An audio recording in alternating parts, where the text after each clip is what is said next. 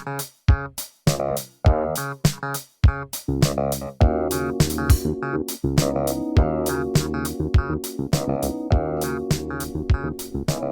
o Philoi. I'm Fletcher from amindforlanguage.com, and you're listening to Greeking Out, a podcast for ancient and Koine Greek learners full of tools, tips, and possibly tirades on learning Greek using comprehension-based methods.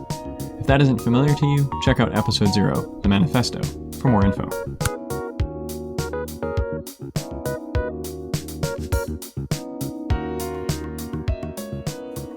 Over the Christmas holidays, I had a chance to read a book by Arnold Bennett called How to Live on 24 Hours a Day. It's an older book published in the, I want to say the early 1900s or maybe the late 1800s. But anyway, the title is playing off of articles that were appearing in newspapers and magazines at the time, and we see similar ones today of how to do something on a certain amount of money, how to live on however many shillings a week at that point, or as we might think of, how to travel the world on some small amount of money.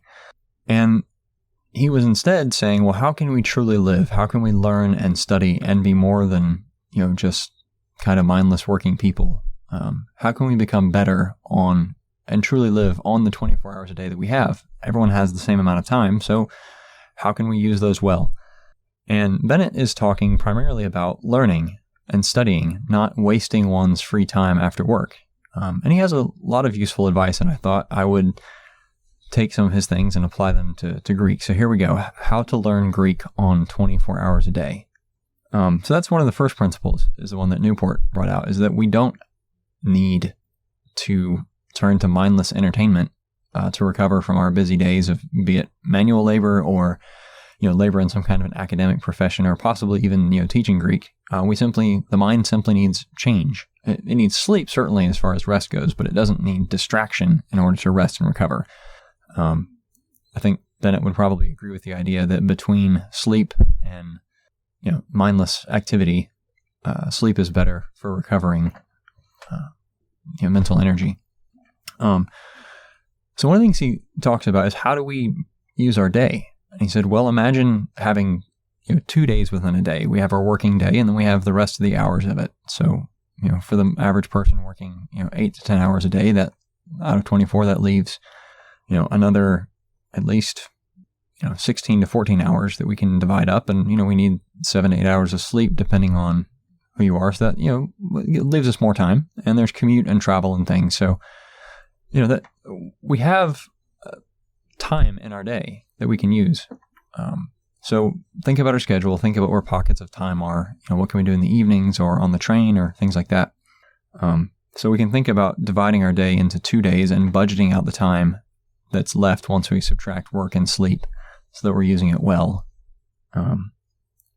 Other thing he talks about is training the mind to concentrate. So his first recommendation, imagining the typical Londoner at that time who would have had to take a train from home to his place of business, is on that time during the commute, not to waste time reading the newspaper or things like that, but instead to pick some topic and concentrate on it.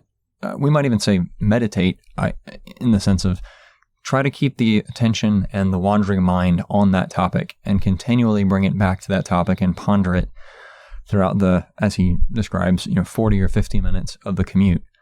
And I think this is invaluable for learning Greek.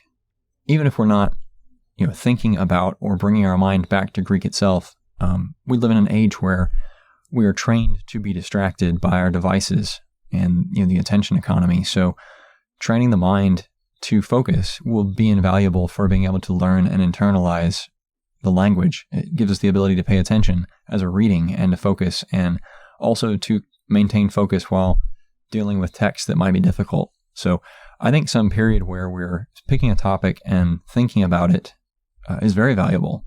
So I thought that was useful. Another thought he had is be committed but not inflexible. So as we've budgeted out our day, we need to make a plan of what we're going to do, and we need to be committed to that plan. So Bennett would say, pick a time, pick a thing we're going to study, and a time frame, and stick with it. So set a scope, set a time frame, and stick to that. And I think this is also quite useful because we have a variety of resources, new and older, and it's easy to want to switch between them. I'm quite guilty of this.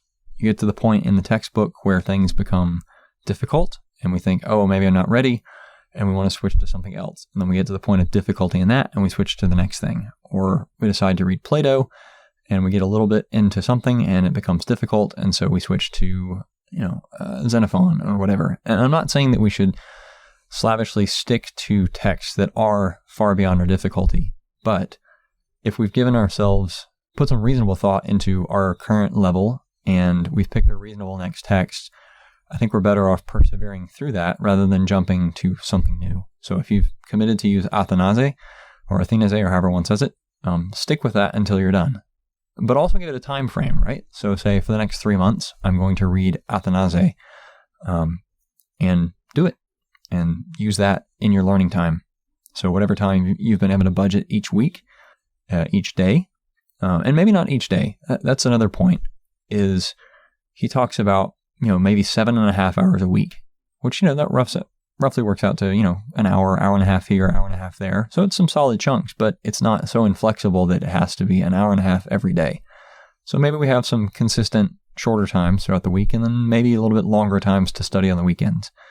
Maybe that doesn't work with your social life, but you can figure out some similar schedule, I think. And during that time, have your plan and stick to it. I think that's really useful. And if you're involved in a class, then, well, you've got that set in there too.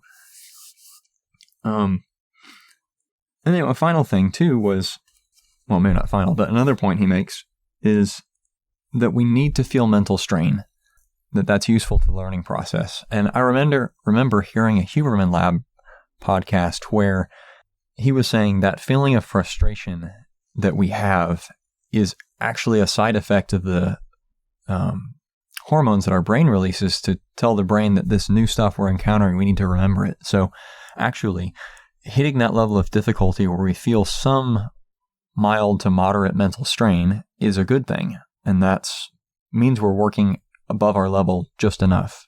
Again, we know from second language acquisition research that we want things to be comprehensible, right? So we don't want to be going too far beyond that or going into absolute frustration, but some amount of mental strain is valuable and a sign that we are making progress, or at least have the potential. And what I remember from the Huberman podcast is that those hormones tell the brain to adapt, right? To learn and thus adapt and remember this information. And then when we sleep, that's when the magic happens and those new mental connections that have been highlighted by these hormones are cemented. So back to the importance of sleep in learning, we need to make sure we budgeted time for a reasonable amount of sleep as well. And another thing I liked is he said, taste and natural inclination. So if you're interested in Homer, well, find a reader, find something, grab Farr or I forget the other more recent textbook out there, but grab an 1800s, Homeric reader or something and start plugging away on Homer if that's what you want to do, if you can. Or grab Thrasymachus or something. If you're interested in the New Testament, well, start reading some of the easier New Testament books or the Septuagint books. If you can, as quickly as possible, get into material that interests you and stick with it. That'll help maintain motivation. But another good piece is once we have a plan, stick with that plan, right? Just hold to it. And on making that plan, he says, don't pick anything that's too hard, and that small successes build momentum and great failures kind of kill it. So I think that's back to the comprehensible thing. We might trial with the resource, and if we make no progress, then maybe that's not the right one. And in that case, we should adjust our plan because it wasn't a good plan to begin with. But, if we have a reasonable resource for our current level, we really should stick with it. And work through it in such a way that we can be successful. So use maybe a variety of study techniques. We could build those into our plans as well. Use flashcards if you like that to help with vocabulary. I've recently been doing simple stick figure sketches of new words and found that useful, or writing them in a second journal. I usually carry around a few small pocket notebooks, and I have one of them set aside for language and ideas I want to ponder. I got this idea from a video, which I'll link to in the show notes, but it talks about have a catch-all notebook where you just take notes, but then have another where you write things you want to think about. And so new vocabulary or new interesting phrases or things or stuff I put in there because I want to ponder that and hopefully be able to use it in my speaking and writing and reading of Greek. So don't start too big, and try to get things that let us have that feeling of success to keep up motivation. Another thing that he recommends as we're growing, ultimately as humans, is reflecting, a time of reflection. And he talks about reflecting on one's conduct and life principles and things and seeing how those are aligned and whatnot, and which is really outside the scope of what I'm talking about here. But he does talk about reflecting on what we've read, and that's valuable. We could say within Paul Nation's framework of the 4 strands, that's kind of fluency development in a way. After we've read a chunk of a text, chapter in our textbook or, a passage in an original text, reread it, scan back through it, reflect on what we've read, highlight vocab that we found or phrases we found interesting, ponder those things. Maybe if you have a notebook system, kind of like I described, copy those into a notebook to carry around with you and review at odd minutes when you have a few throughout the day. I think that's very valuable. Again, it's re-engaging with the material we've just read, which is good and builds familiarity and fluency. So yeah, those are kind of the main ideas. Look at the schedule, have a day within a day, as it were, the free time part of the day and the work part of the day, whether work or study, if you're a student, your studies would be that part. Have a time of reflection on what you've read, build a plan and stick with that plan for, a given period. So build a plan, this resource for this many weeks, months, days, whatever, stick to it. Don't hop from thing to thing. Get something meaningful done. And you remember that strain is a good thing. Mental strain is a sign of growth and learning. And train the mind to concentrate. Train the mind to be happy, or at least able to focus on something and to fight distraction, which is ever present in our society these days. So I hope you find that helpful. Again, the book was How to Live on 24 Hours a Day by Arnold Bennett, and it is public domain, at least in the United States. You can find it on Project Gutenberg, and I'll have a link for that in the show notes. Eroste. Intro and outro music is Funky Thanksgiving by Admiral Bob, used with gratitude under Creative Commons 3.0 Attribution License. The track can be found at dig.ccmixer.org.